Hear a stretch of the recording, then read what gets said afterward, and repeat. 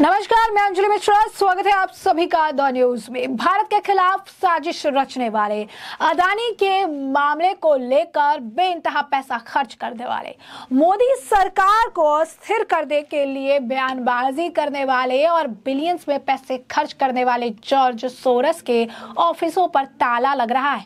जी हाँ, बिल्कुल सही सुना आपने। भारत के खिलाफ साजिश रचने वाले जॉर्ज सोरस की तकरीबन $25 बिलियन की, आपको बता दें कि जो फाउंडेशंस है वो अब बंद होने वाली है, यानी इनका धंधा अब चौपट हो रहा है।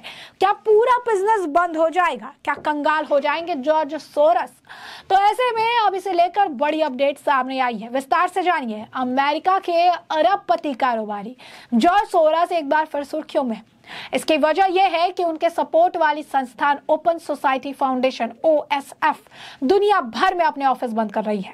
साथ ही 40% स्टाफ को निकालने की भी तैयारी चल रही। ब्लूमबर्ग की एक रिपोर्ट के मुताबिक फाउंडेशन अफ्रीका में करीब आधे दर्जन ऑफिस बंद कर रहा। इसके साथ ही उसकी बाल्टीमोर और बार्सिलोना में भी ऑफिस बंद करने की योजना है। फाउंडेशन का कहना है कि उसके पास छोटे ऑफिस चलाने के लिए बैंडविड्थ नहीं है। Addis Ababa, Kampala, Cape Town, Kinshasa, Abuja, Freetown और में फाउंडेशन के ऑफिस बंद किए जा रहे हैं। OSF की कमान अब सोरोस के 37 साल के बेटे एलेक्स सोरोस के हाथ में है। उन्होंने दिसंबर में इसका चेयरमैन बनाया गया था।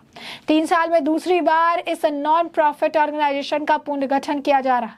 92 इयर्स के सोरोस की पहचान एक ऐसे शख्स की जा रही है जो दुनिया के कई देशों की राजनीति और समाज को प्रभावित करने के लिए अपना एजेंडा चलाता है। उन्हें प्रधानमंत्री नरेंद्र मोदी की नीतियों का भी धूर आलोचक माना जाता है। उन्होंने यहाँ तक कह दिया था कि मोदी के नेतृत्व में भारत तानाशाही व्यवस्था की ओर बढ़ रहा। सोरस ने जम्मू कश्मीर में आर्टिकल 370 हटाने और नागरिकता संशोधन कानून का भी खुलकर विरोध किया था। उनके सपोर्ट वाली नॉन प्रॉफिट मीडिया संस्थान OCCRP ने हाल में भारतीय अरबपति कारोबारी गौतम अदानी और अनिल अग्रवाल पर भी आरोप लगाए थे।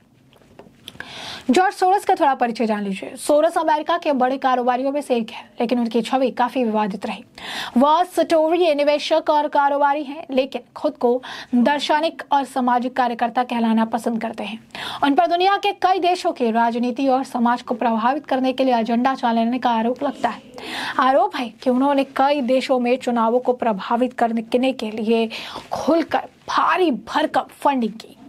यूरोप और अरब के कई देशों में सोरोस की संस्थानों पर भारी जुर्माना लगाकर पाबंदी लगा दी गई है। आरोप है कि सोरोस दुनिया के कई देशों में कारोबार और समाज सेवा की आड़ में पैसे का जोर पर वहां की राजनीति में दखल देते हैं। हिंडसबर्ग रिसर्च में जब जनवरी में अदानी के खिलाफ रिपोर्ट जारी की तो सोरोस काफी मुखर हो गए। उन्होंने कहा कि अदानी का PM मोदी के साथ इतना घनिष्ठ संबंध है कि दोनों एक दूसरे के लिए जरूरी हो रहे हैं। सोरस ने तब कहा था, इस मुद्दे पर मोदी चुप हैं, लेकिन उन्हें विदेशी निवेशकों और संसद के सवालों का जवाब देना पड़ेगा। इससे केंद्र सरकार पर मोदी की पकड़ ढीली होगी और स्थानगत सुधारों के दरवाजे खुलेंगे। मीडिया रिपोर्ट्स के मुताबिक सोरोस ने दुनिया भर में कई मीडिया कंपनियों में निवेश किया है। अमेरिका के media watchdog media research centre की माने तो सोरोस ने 180 से अधिक मीडिया ऑर्गेनाइजेशंस को स्पॉन्सर किया है। म्यूनिक से सिक्योरिटी कॉन्फ्रेंस में जॉर्ज सोरोस ने कहा कि मोदी और अदानी करीबी है। अदानी ने शेयर बाजार में फंड जुटाने की कोशिश की, लेकिन वह फेल हो गए। अदानी पर स्टॉक में गड़बड़ी करने के आरोप है। उनके स्टॉक ताश के पत्ते की तरह ढह गए। मोदी इस मुद्दे पर चुप है, लेकिन उन्हें विदेशी निवेशकों और संसद में सवालों के जवाब देने होंगे। सोरस ने आगे ये भी कहा कि यह संघीय सरकार पर मोदी की पकड़ को कमजोर कर देगा और बहुत जरूरी स्थानगत सुधारों को आगे बढ़ाने का दरवाजा खोल देगा। सोरस ने कहा कि मुझे उम्मीद है कि भारत में लोकतांत्रिक बदलाव होगा। जॉर्ज सोरस अमेरिका के पूर्व राष्ट्रपति जॉर्ज बुश के सबसे बड़े आलोचक भी रहे।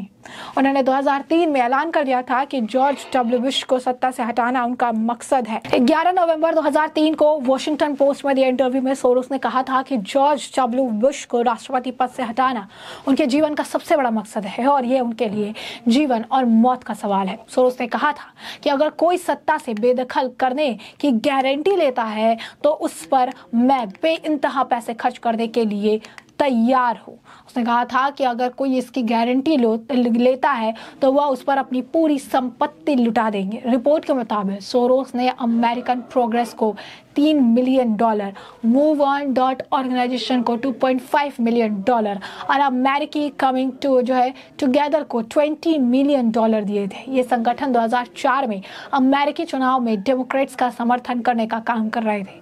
सितंबर 2004 में सोरोस ने डेमोक्रेट्स के समर्थन में और पैसा लुटाया था। उन्होंने एक भाषण दिया था जिसमें बताया था कि हमें बुश को दोबारा क्यों नहीं चुनना चाहिए। 2017 में सोरोस ने अमेरिका के तत्कालीन राष्ट्रपति डोनाल्ड ट्रंप को भी ठग बताया था। सोरोस ने कहा था कि उनका मानना है कि ट्रंप ट्रेड वॉर शुरू करने की तैयारी कर रहे हैं और उम्मीद करते थे कि फाइनेंशियल मार्केट खराब परफॉर्म करेगी। फोर्ब्स के मुताबिक इस समय जॉर्ज सोरोस की नेटवर्थ $6.7 अरब है। भारतीय करेंसी के हिसाब से 55,000 करोड़ रुपए से ज्यादा बैठती है। हालांकि सोरोस की संपत्ति पहले की तुलना में काफी कम हो गई है।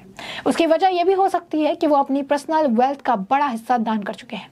एक समय उनकी नेटवर्थ $25 अरब से भी ज्यादा बताई जाती थी और अब तकरीबन जो आप कह सकते हैं कि डॉलर में अगर हम बात करें तो $20 मिलियन बिलियन डॉलर की अब उनकी जो कंपनीज है, उनके जो ऑफिसेस हैं वो अब शट डाउन हो रहे हैं और ये बहुत ही बड़ा नुकसान सोरोस को देखने के लिए मिल रहा है। यही नहीं, अब उनके जो कंपनीज है वो 40% के कट ऑफ के बारे में भी सोच रहा है। एम्प्लॉयज को भी हटाने वाले हैं। बहुत सारे जो इनके सैटेलाइट ऑफिसेस हैं उसे भी 2023 के अंत तक बंद कर दिया जाएगा और सोरोस की दुकान कई जगहों पर बंद होती हुई अब नजर आ रही है। आपको बता दें कि अदानी क्राइसिस के वक्त में भी उन्होंने प्रधानमंत्री नरेंद्र मोदी पर सवाल उठाया था। उन्होंने काफ़ी कुछ चीज़ें कही थी, तो मोदी के खिलाफ एजेंडा चलाने में सबसे पहले इनका नाम निकलकर सामने आता था। एजेंडा और प्रोपेगेंडा चलाने में माहिर बताए जाते हैं और बेतहाशा पैसे खर्च जॉर्ज सोरोस द्वारा किया जाता है। बेतहाशा पैसे ये उड़ाने के लिए भी जाने जाते हैं। अपने पर्सनल गेन के लिए लगातार सोरोस वो इस तरीके के एजेंडा और प्रोपेगेंडा को आगे बढ़ाने का काम किया करते हैं। तो ऐसे में अगर आप देखेंगे जॉर्ज सोरोस के लिए मुश्किलें बढ़ रही है और उनकी दुकान अब बंद हो रही है। जिस पैसे का और जिस कंपनी का इस्तेमाल करके, ओपन सोसाइटी फाउंडेशन का इस्तेमाल करके कई राज्यों की, अगर आप कहेंगे कई जगहों पे, कई देशों की राजनीति को अस्थिर करने का काम उनके द्वारा किया जाता था, अब वो कंपनी ही शटडाउन होने की कगार पर है और 2023 के अंत तक काफी सारी कंपनियों में ताले लगा दिए जाएंगे। तो ये कहते हैं कि लोग कह रहे हैं कर्मा वो घूम फिर कर अब उसे हिट करता नजर आ रहा है। भारत के खिलाफ साजिश रची और आज खुद बर्बादी की कगार पर सोरोस खड़े हैं। अब सवाल ये है कि क्या पूरी तरीके से ठप हो जाएगा सोरोस का ये बिजनेस? क्या पूरी तरीके से बंद हो जाएंगी इनकी कंपनियां?